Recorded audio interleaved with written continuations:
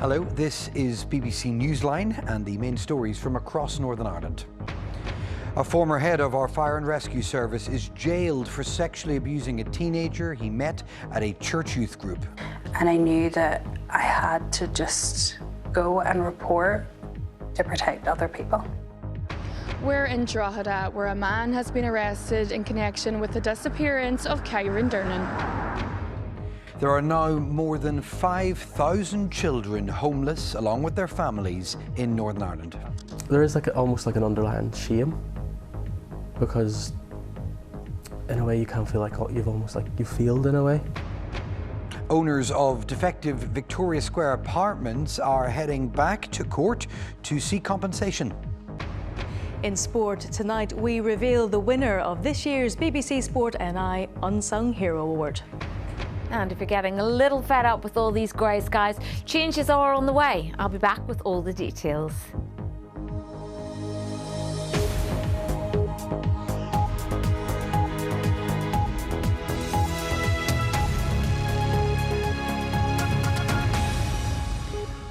Welcome to the programme on this Thursday evening. I'm Declan Harvey.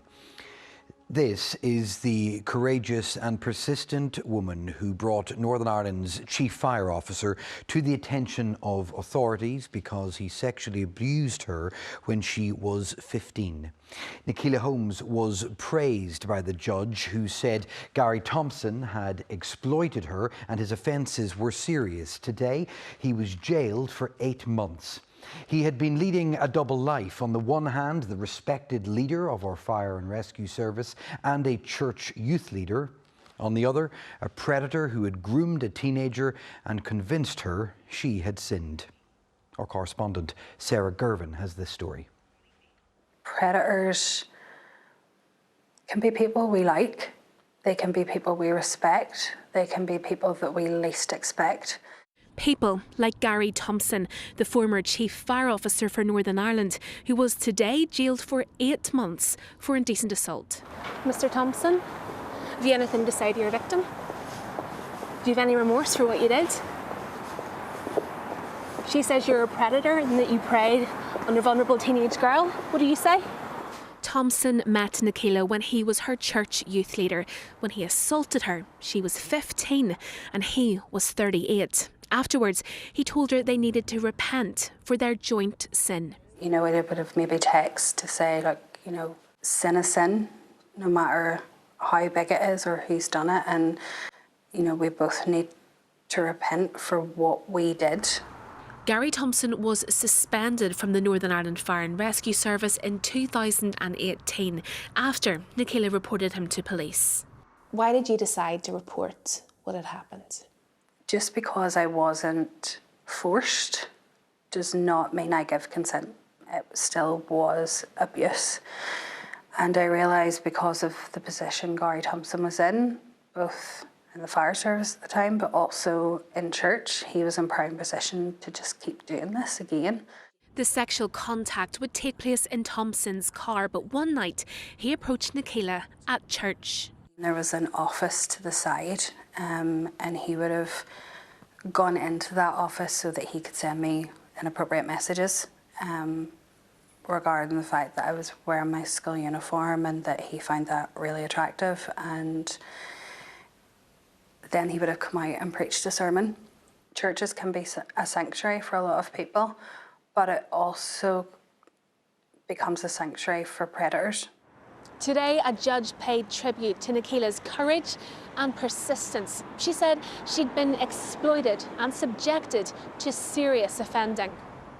The court heard that the emotional and sexual abuse suffered at the hands of Gary Thompson has clouded every period and major event in Nicola's life, ruined her faith in God and caused her to be shunned by church members who had sided with her abuser.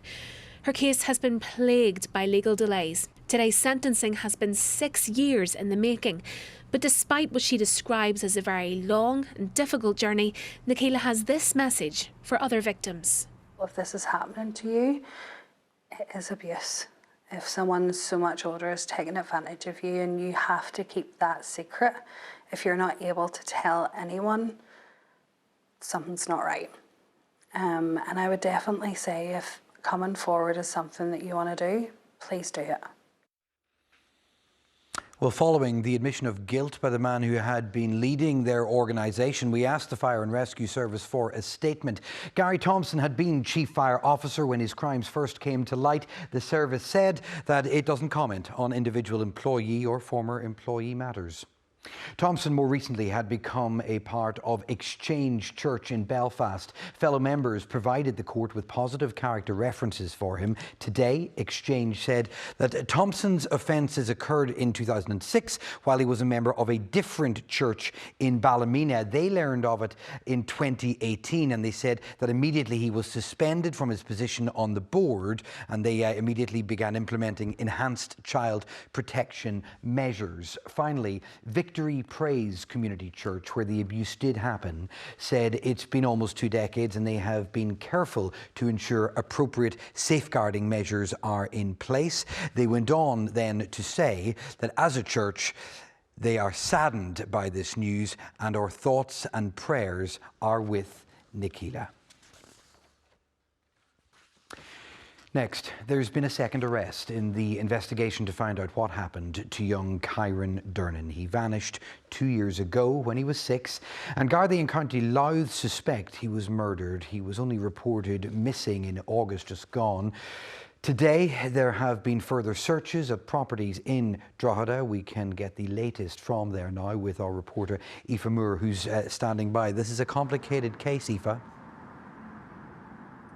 Indeed, Declan, complicated and distressing. As you said, young Kyron was reported missing by his grandmother in August of this year. It very quickly became apparent to Gardaí that Kyron hadn't been seen alive for 2 years previous when he was in senior infants at a local national school in Dundalk. In October of this year, that was upgraded then to a murder investigation, and that's when things became much more serious. A woman was arrested 2 days ago. She was held in Garda custody for 24 hours and she was released without charge. And then this morning we heard that a man in his 30s was arrested this morning and he will be held, or can be held, for another 24 hours. And what's been happening where you are there tonight, Aoife? Yeah, so there were 2 searches taking place in Drogheda this morning, both in private residences. One was very short, it seemed a cursory search, and the second went on all day. We were there at the scene earlier. There were cadaver dogs, there was a large digger there and a huge Garda presence. There was forensics coming and going from the house in what is a very normal residential area with children playing and the Christmas trees up, and the neighbours incredibly distressed that this has come to their door. Searches stopped as things got dark this evening, but Gardaí say they will resume first thing in the morning. Aoife Moore live for us this evening. Thank you for that update. Now, as we talk this evening, there are over 5,300 children here in Northern Ireland who are homeless and living in temporary accommodation. The number has more than doubled in just 5 years, and with every passing day it takes a further toll on these families, some of whom have been speaking to our reporter Kelly Bonner. Aaron and his children want somewhere to call home. They've been homeless for over a year, living in temporary accommodation. Before that, they lived in a hotel with no fridge and nowhere to cook. I'm very fortunate for what I've been offered. Like the amenities here, having my own cooking facilities, it felt like I'd won the lottery. Like having a kettle and that was all, to then coming in, having a cooker, having a fridge, having a freezer, a microwave, like something you took almost for granted before. Because you then had that back, it was like that little burst of life. But then you still have some difficulties, like the kids will still think, you know, it's kind of like a hotel. They don't see it as their home, you know, that way. So it's like, oh, are we going back to the big building where we live? But it's not, oh, are we going home? Being able to decorate and really make it your own, you can still feel like a guest. Aaron is one of 58,000 people across Northern Ireland who are now homeless. There is like almost like an underlying shame, because in a way you can feel like you failed in a way to give them somewhere secure. You know, having a place where when they say home, they think of their home. And it's not, you know, oh, are we going back to the hotel? Or it's giving them that peace of mind and not having to worry about when we're going to have to pack up our whole lives to move again. My wee one, she keeps asking, like, can she go to your friend's house? Can her friend come over? And again, you just feel like it's not something you can do in the hostel. So it'd be nice to then give her that opportunity. We should hopefully be moving before her birthday. So hopefully being able to have like a wee birthday party, you can invite a few friends, you know, things like that. Just, it's that freedom.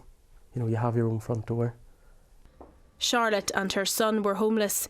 He has additional needs, but they were placed 18 miles away from his school and had to travel hours each day. The thought of having to, one, operate his home life and then two, his school life, like I was, you know, it made me feel like I was unfit, like I wasn't enough to give him that. So that was hard. She says the impact it had on her son was significant. Now I can really see a difference now that we're out of it, whereas it's not so much that I can't see it whenever I was in it. It's not until it gets better that you realise, because then you're like, oh God, that was really difficult. With pressure mounting on the sector, the focus now moves to the executive to make sure the housing strategy becomes a reality, so that families like Aaron's and Charlotte's don't spend another Christmas homeless. Kelly Bonner, BBC Newsline in Belfast. It's been decided no one will be prosecuted over the death of a woman who was knocked down and killed by a Garda patrol car in County Donegal.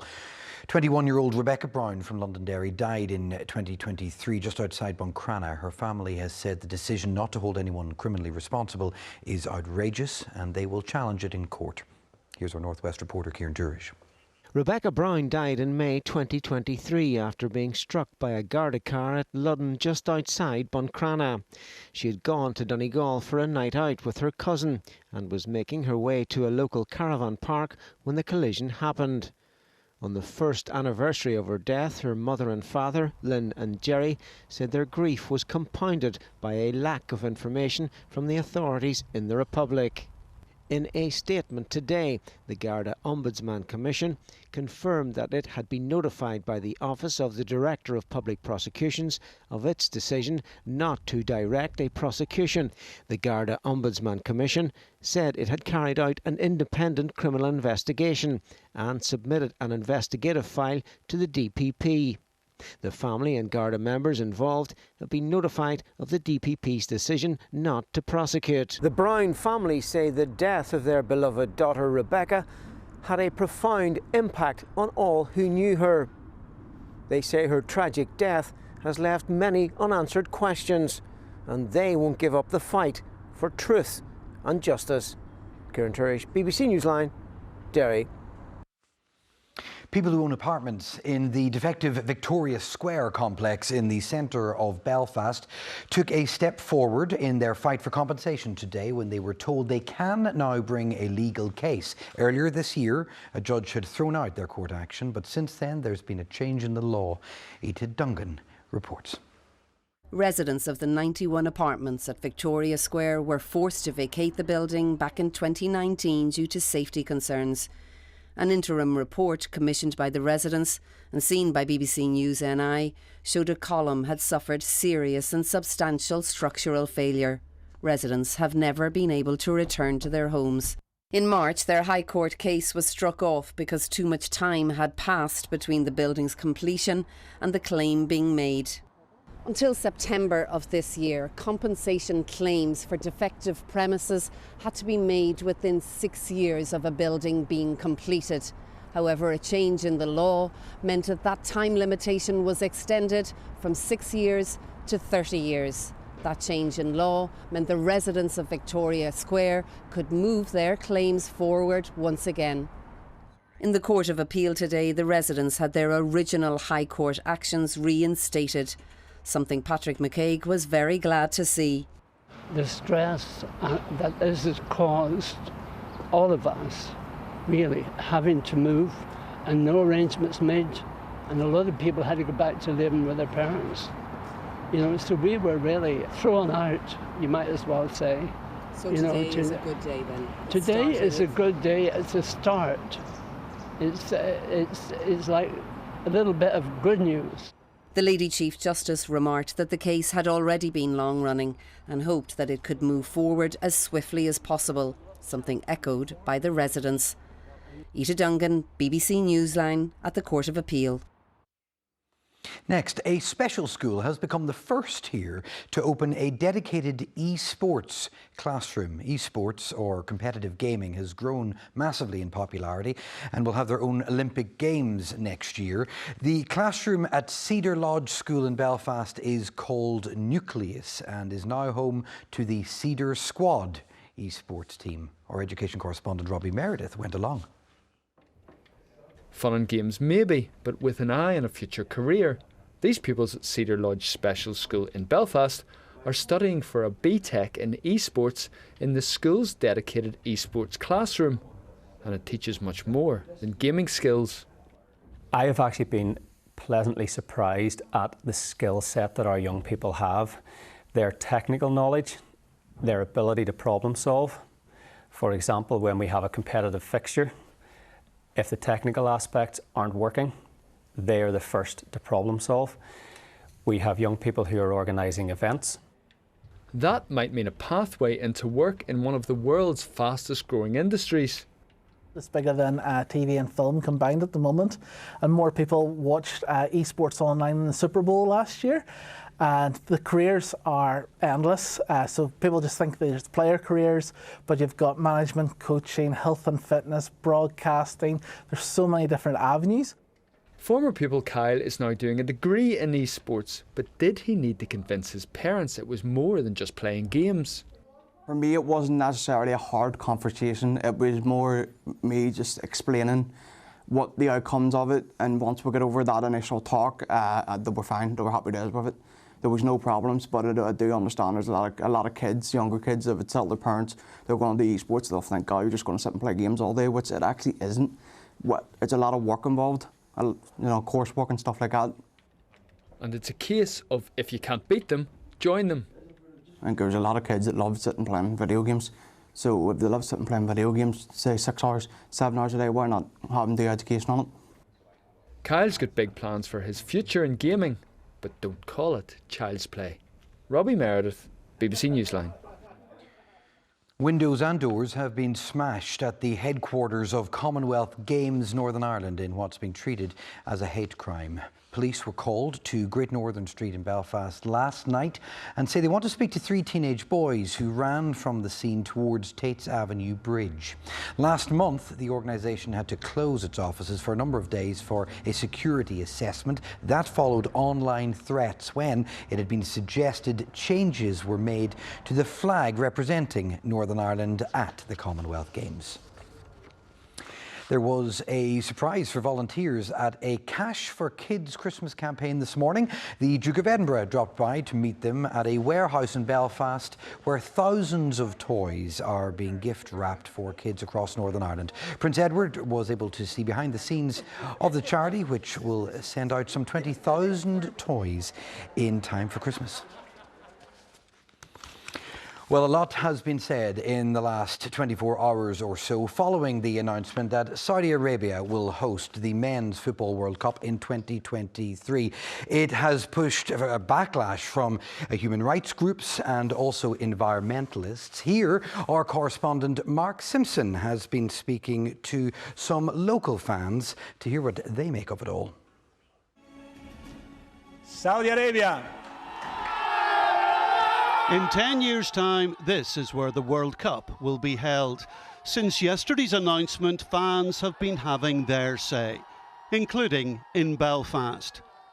Brian Smith is a city councillor, a football fanatic and a Cliftonville season ticket holder. He's opposed to the Saudi World Cup, but what about other fans? There will be genuine concerns from some, like myself. I think others will be indifferent. I think you've seen you've seen how well supported the Qatar World Cup was, so I think I've got to be honest here. While some people are going to have legitimate concerns around Saudi Arabia, its human rights record, its treatment of people who are LGBTQ, there's going to be others who are going to be just like, we don't want to bring politics into it. Scenes of celebration in Saudi Arabia. But 4,000 miles away on the streets of Belfast, there wasn't the same excitement. I'm big into Formula One, and you see all them going to Qatar, Saudi. It's all a bit dodgy, just like the way it's all the money. It's just all money, like so.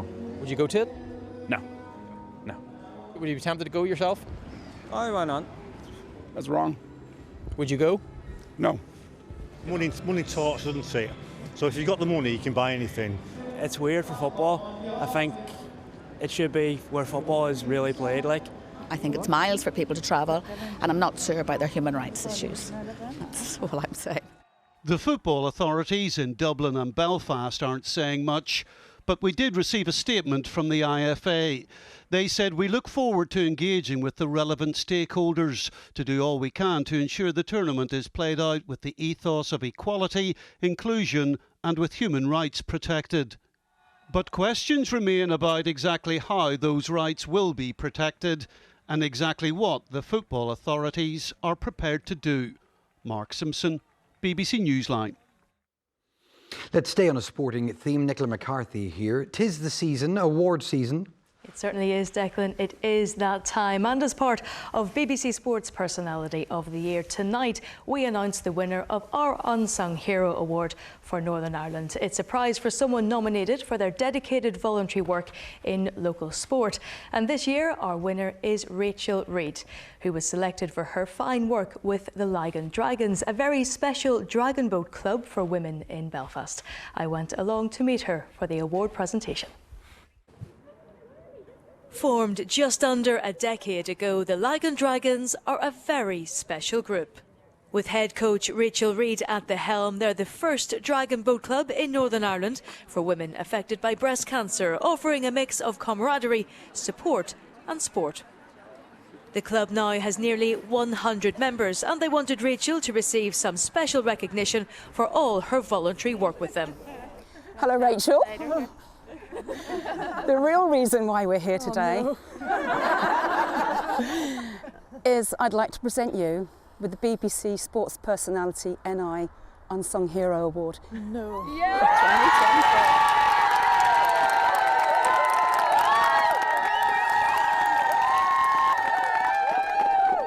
You deserve it.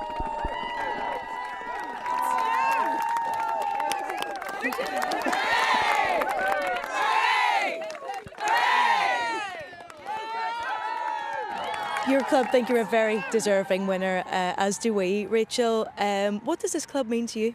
Oh, it just means everything, and these women are just so inspirational. You know, what the journeys that they've all been through, and that they're a lot of them are starting a whole new life after, you know, a horrible event in their life, and a lot of them have never done sport before, so this is a new venture for them. They're starting into sports. It's an incredible sport for survivors of breast cancer who've had surgeries and various treatments to get into physical exercise. And as you say, a great group of women to be a part of, great camaraderie, great friendships. You think a club with 100 women, you think it's a slightly scary prospect, but I mean, they're all so supportive. They're all supportive to each other. They're supportive to me.